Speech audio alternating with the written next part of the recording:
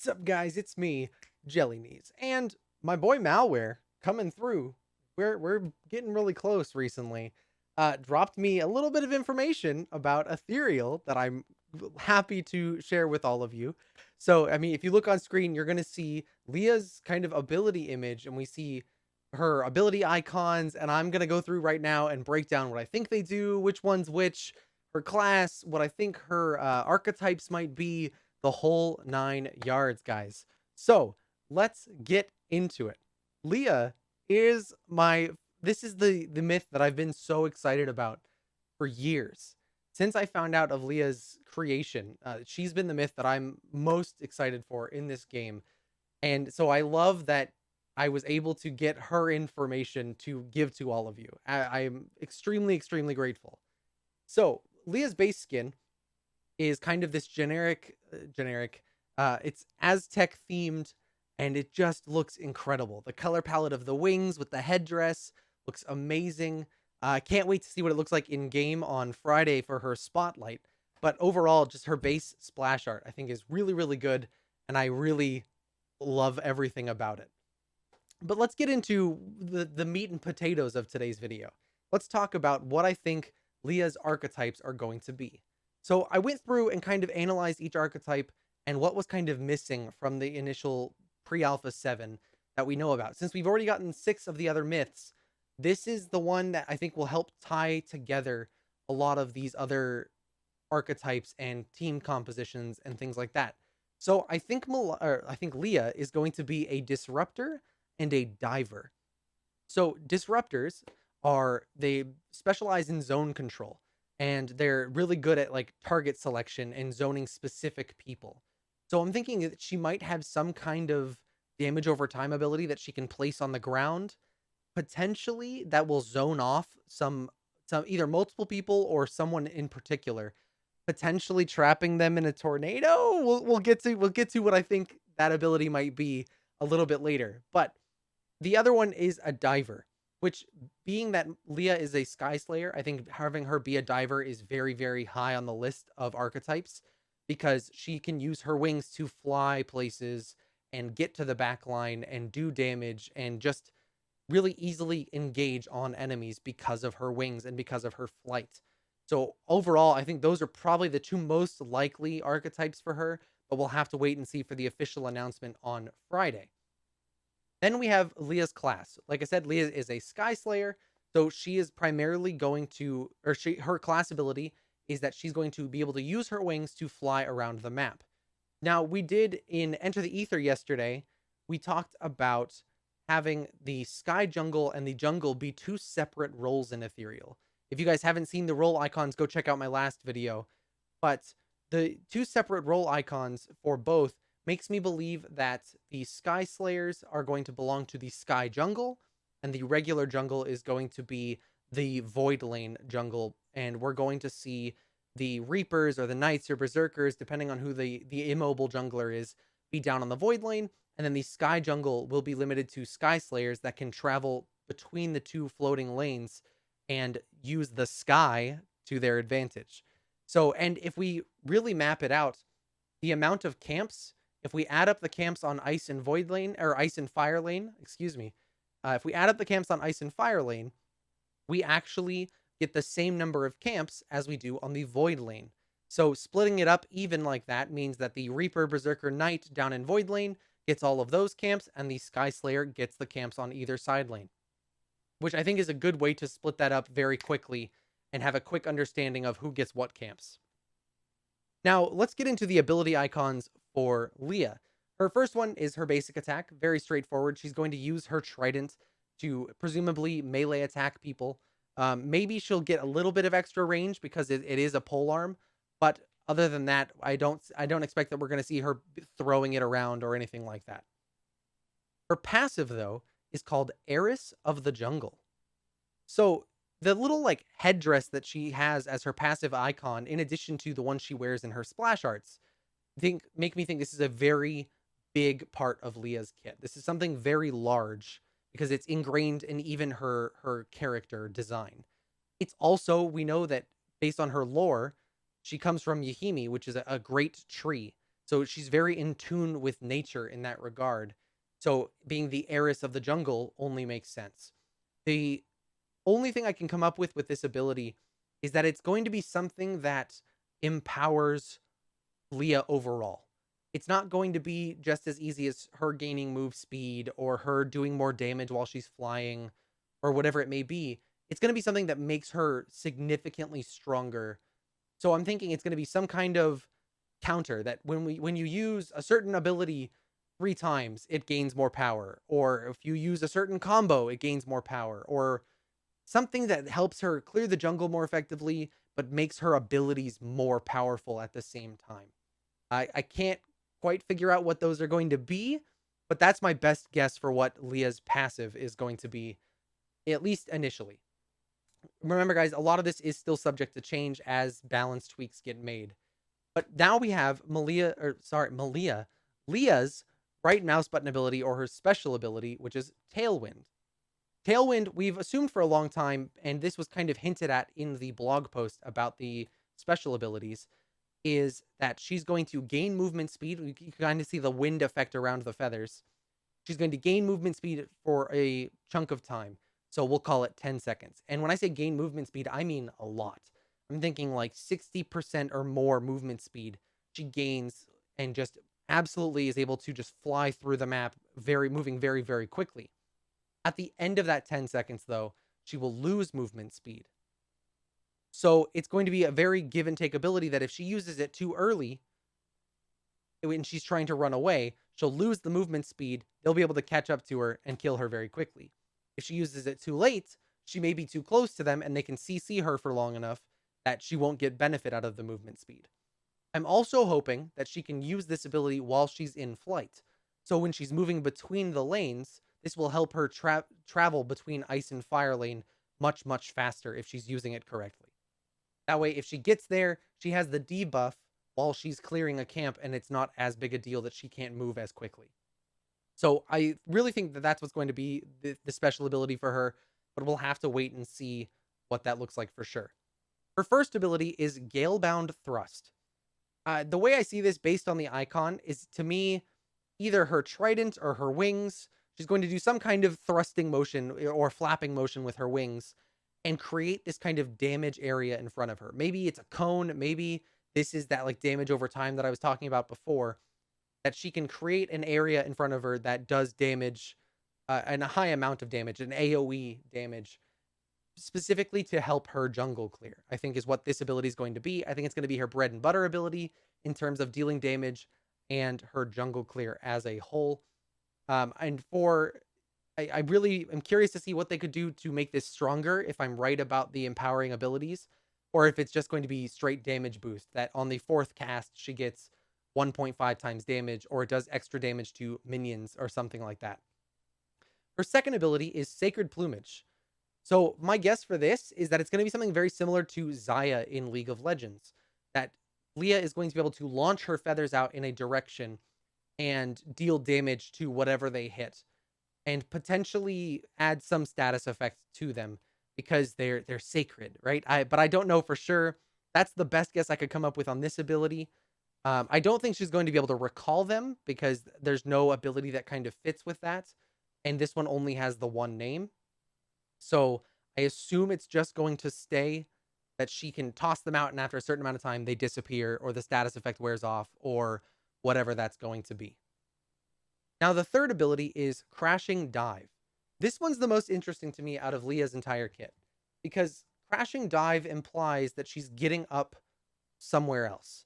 That she's either while she's flying, she can use Crashing Dive and drop straight down, or that while she's on the ground, she jumps into the air above everybody else and then can smack down somewhere in a target location. Overall, I think this ability is going to be among those lines. She picks a location to land, she'll smack down right in that location, dealing damage in an AoE and knocking up any enemies that were in that little AoE field, however big it might be. I think that makes the most sense for an ability called Crashing Dive, and knowing that she is a engage character, an engage myth, this would be her sense of engage, that she could, from the back line, fly up, drop in, knock a whole bunch of people up, and do a lot of work in that regard. Now we get to her ultimate. Leah's ultimate is Windstorm. This is the ability I was talking about with the tornadoes. Based on the icon, this to me screams tornado. In some way, tornadoes are going to be involved with this ability. I don't know if she's going to conjure a tornado that just does damage over time to people. I don't know if she's going to launch a tornado. I don't know what it's going to look like, but tornadoes will be involved. And I think there's the potential that this is what's going to be the zone control ability for her as well. That she's going to use this and it's going to zone out a group of people, that maybe she can split a team into two groups, or she can pick one myth and the first myth hit by the tornado gets picked up and flown around for a couple seconds. Something among those lines is what I expect for her ultimate, but I do expect it to do massive damage and be very good at zoning people off, as her archetypes would suggest. So that's everything for the abilities, but I want to take a look at her first pre-alpha skin. So we have Desert Queen Leah as her first skin, and I love this just as much as I love her base skin. I will probably own both of them, and I will probably alternate between the two when the game does come out, because I love the slight design changes to make this kind of more an Egyptian feel rather than the Aztec feel we get in her base skin. It just feels really good. I love the color palette again. Really, really well designed skin. But overall, guys, I think she's going to be super, super fun to play. I'm excited for Sky Slayers as a whole. I'm a jungle main myself, so that's even more exciting for me. Having her be in the Sky Jungle, or as we in my Discord have started calling it, the Skungler. We've been able to kind of see a lot of what she might have to offer for us just in this little preview that we've gotten.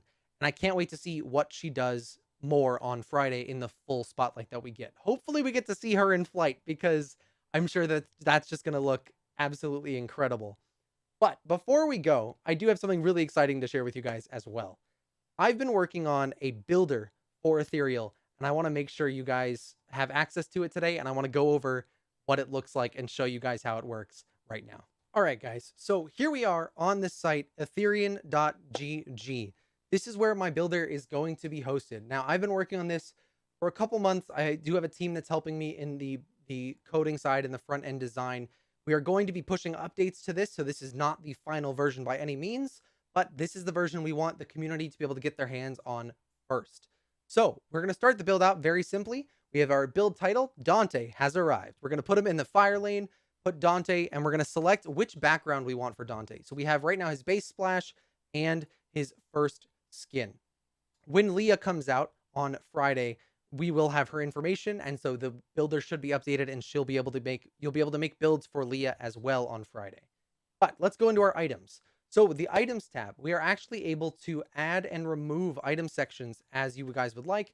Label them whatever you would like. So in the first one, we have starting items, first, back, and then we have our core item build. So if I open the core item build here, I can select whatever I want. It adds it in. It tells you exactly what the gold prices are. And then at the bottom, if you want to explain why you're taking these items, you can say Dante really thrives off of a crit build. So we'll just leave that in there, and it'll show up again at the very end of the builder. So then we go through, we have the loadout stats. Now these stats are our best guess as to what to expect from each of the loadouts. So what you can do here is you can select which primary tactic you want to use: assault, demolition, protect, or reinforcement. For Dante, we're going to stick to the assault class. And then we can choose a secondary combat tactic, which is one stat from any of the other tactics. So in this case, I think Dante's most likely going to thrive from some critical chance. So we can go through in here. We have 8 points total. We have the different point costs being denoted at the top here. And we can go through, and I want 1 attack speed. I'll say I want, let's see, 4 critical chance. I have 4 points left. So I can do 4 lifesteal and 4 penetration on my build. There it tells me exactly which of the stats that I have, and we can proceed on to the next step. So in Ethereal, you're going to have 20 levels from what I've been told from the developers that were kind of helping me design some of this and get the right information going in. You're going to have 20 levels split amongst your 5 abilities. Your right mouse button will have a automatic skill point put into it at level 1. So what we've done here is we've graded this one out because you will always have that skill point. Now, in addition to at level 1, you will gain 1 skill point to put in either your first, second, or third ability. So in this case, what I want to do is I want to go to Go Long, put my first ability in there. Then I'm going to decide that I want Capsule of Thunder as my second ability. At level 3, Evasive Maneuvers as my third. And then I'll go back and put the second level into Go Long. At level 5, you unlock your ultimate. So I'll put 1 point into Say Hello To. Now we can kind of go back as we like. So I'm going to go back and kind of max out my Go Long ability, put the maximum 5 levels in there. At level 9, we upgrade the second skill point, the second level of our right mouse button ability. So we're going to stick 1 skill point into there. And now that we have Go Long maxed, we can start maxing a second skill. So at level 10, 11, and 12, we're going to put those all into Capsule of Thunder. At level 13, we have another skill point unlocked for our ultimate. We can put the final point into Capsule of Thunder. Then 15 and 16 can go into Evasive Maneuvers. Our 17th level can go back into our right mouse button. And 18 and 19 will be Evasive Maneuvers, again, maxing out that skill. And level 20 is our final point into our ultimate. So we can see we have all the points laid out here for you.